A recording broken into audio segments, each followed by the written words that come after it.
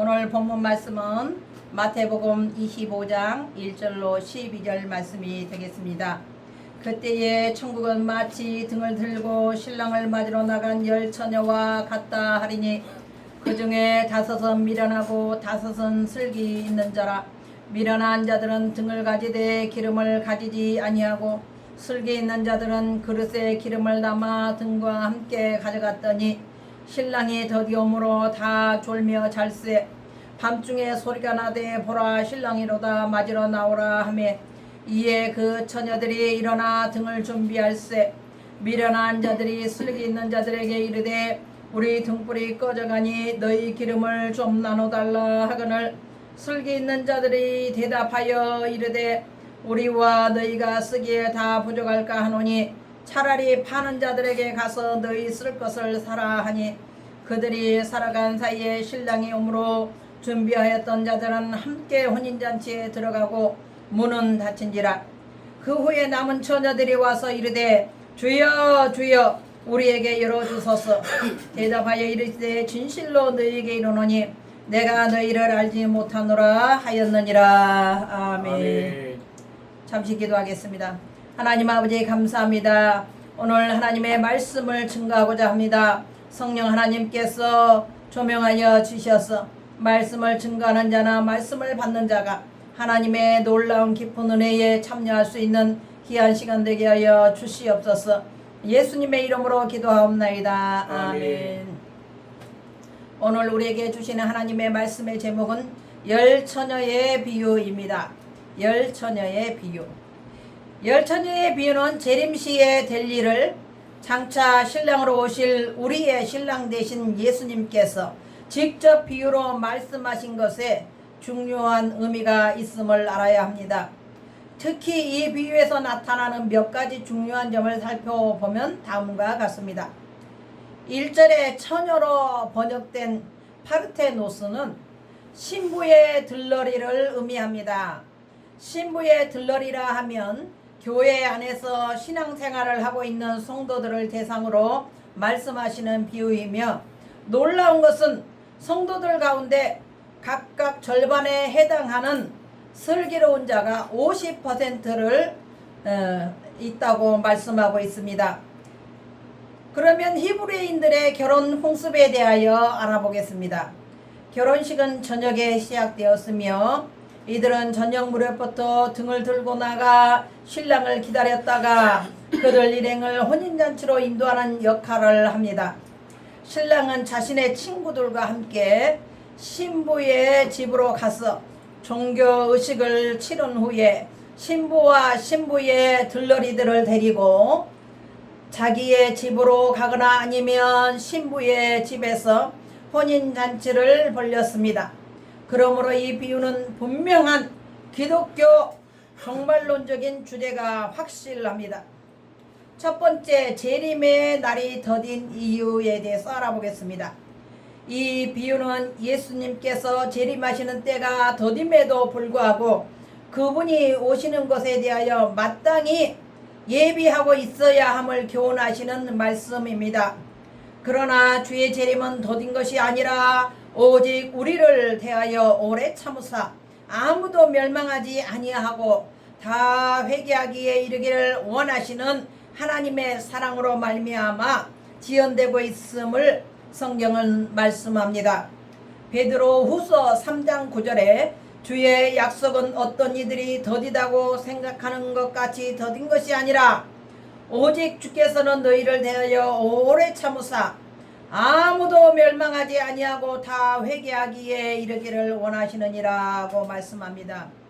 우리는 이 귀한 말씀을 생각하시면서 자신을 돌아보고 날마다 회개하여야 하는 줄 믿습니다.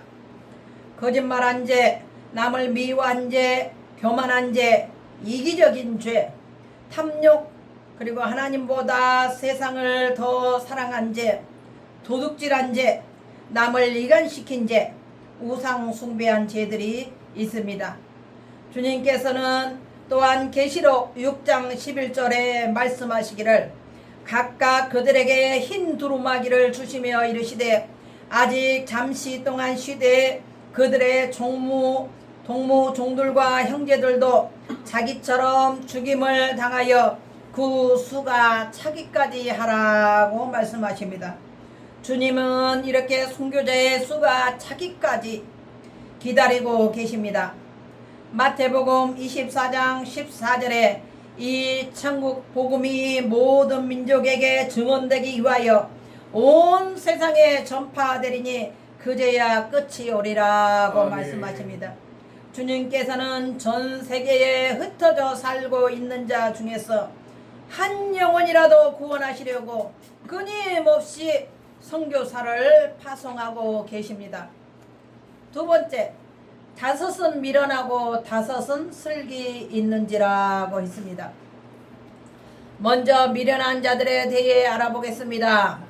2절의 말씀 그 중에 다섯은 미련하고 다섯은 슬기 있는지라 그 말씀이 있는데 2절을 헬라어 원어로 해석하면 그들 중에서 다섯은 둔하였고 다섯은 사려 깊었다라고 이렇게 기록되어 있습니다.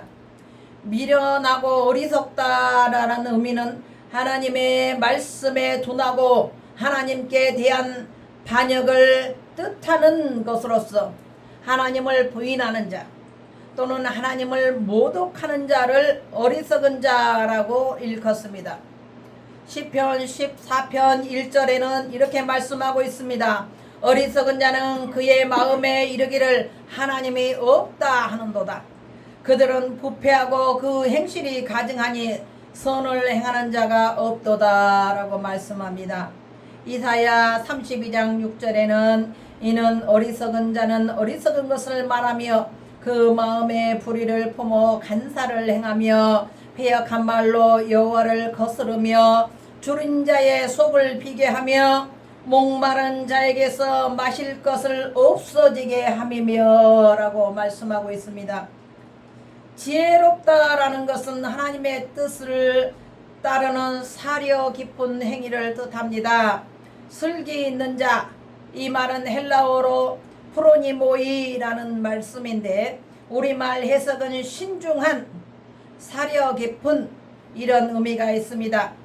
슬기로운 자는 예수님의 재림의 때를 준비하는 가장 적합한 삶의 태도로 소개되고 있습니다. 마태복음 25장 13절 그런즉 깨어있으라 너희는 그날과 그때를 알지 못하느니라 예수님 말씀하셨습니다. 깨어있으라 라는 말은 헬라어로 그레고레 이테인데 지켜보다, 경계하다 라는 말로서 뒤에 재림이 지연되더라도 그때까지 세상의 고통을 참고 유혹을 이길 만한 충분한 믿음이 있어야 한다는 말씀입니다. 슬기로운 다섯 처녀들은 하나님 앞에서 자신을 낮추는 자요 지혜로운 자로서 하나님의 은혜를 받게 될 줄 믿습니다. 그러므로 열 처녀의 비유에서 말씀하고자 하는 뜻은 10명 중 5이 미련한 자로서 항상 하나님의 뜻을 분별하지 못하고 신중하지 못한 태도로 살아왔음을 말씀합니다. 진실되게 하나님의 뜻을 좇으며 겸손한 마음으로 말씀을 행하는 자만이 심판날에 하나님 앞에 떳떳하게 설 수 있으며 그러한 자만이 영광의 잔치에 참여할 수 있습니다. 세 번째는 미련한 자와 슬기 있는 자의 행동에 대해서 알아보겠습니다. 미련한 자와 지혜로운 자는 기름을 가지고 있는지 없는지 여부에 따라서 구별되었으며 미련한 자는 등이 있었으나 기름 준비를 하지 못했습니다. 결혼식이 밤에 행해졌으므로 신랑을 맞이하는 신부가 등불을 밝힌다는 것은 당연한 일이었으나 문제는 등불을 밝히는데 필요한 여유분의 기름을 준비했느냐는 것입니다. 등불은 일정 시간이 지나면 기름이 소모되어 불을 계속 밝힐 수 없으므로 반드시 여유분의 기름을 준비해야만 합니다. 등과 기름은 예수님의 재림을 기다리는 영적 자세를 뜻하며 등과 기름을 준비한다는 것은 성령의 충만함을 끊임없이 받아 구원의 완성을 해감을 말씀합니다. 등만 준비하고 기름을 준비하지 못하면 주님의 뜻을 분별하지 못하며 재림시에 천국잔치에 참여하지 못하게 되고 구원에서 제외됨을 의미합니다. 시편 109편 105절에 뒤에 말씀은 내 발의 등이요 내 길의 빛이니이다 라고 말씀하고 있습니다. 주의 말씀이 항상 우리를 인도하고 우리의 갈 길을 비추고 우리 마음의 빛을 활짝 비추는 것이 바로 하나님의 말씀인 것입니다. 미련한 다섯 처녀들과는 달리 슬기로운 다섯 처녀는 신랑이 더디 올 것에 대비하여 그릇에 기름을 담아 갔습니다. 다섯 처녀는 기름이 다하여 등불이 꺼지더라도 다시 불을 밝힐 수 있도록 용기에 기름을 담아서 준비했습니다. 이는 항상 주님 오심을 기다리며 준비하는 성도들의 참 모습으로 보입니다.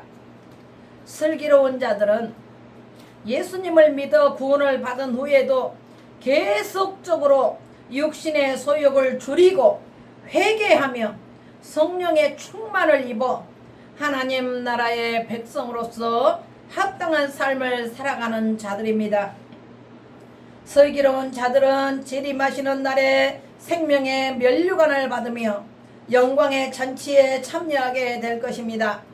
스가랴 4장 14절에 말씀합니다. 이는 기름 부음 받은 자 둘이니 온 세상의 주 앞에서 있는 자니라. 누가복음 4장 18절은 이렇게 말씀합니다. 주의 성령이 내게 임하였으니 이는 가난한 자에게 복음을 전하게 하시려고 내게 기름을 부으시고 라고 말씀하고 있습니다. 신랑이 더디 온다는 것은 초대교회 성도들이 처음에는 예수님의 재림이 임박하였다고 생각했다가 점차로 그 생각을 수정했다는 것을 알 수가 있습니다. 신랑이 비록 더디 온다고 해서 아주 안 오는 것은 아닙니다. 언제 오실지 아무도 모르며 오직 하나님만이 아시기 때문에 항상 준비하며 깨어 있어야 합니다. 미련한 처녀들은 우리 등불이 꺼져 가니 너희 기름을 좀 나눠달라고 부탁합니다. 그러나 슬기로운 다섯 처녀들의 반응은 냉정합니다. 기름을 나눠주기에 결코 충분하지 않다는 것입니다. 구원의 문제에 있어서는 상대방을 대신하거나 누구의 도움을 받을 수 없음을 보여주는 것입니다. 결혼하는 부부가 신랑을 빼앗길 수 없듯이 재림의 주님을 맞이하는 데 있어서는 누구에게도 양보란 있을 수가 없습니다. 등불이 꺼진다는 말은 구약에서 악한 자를 묘사할 때 사용하기도 했습니다.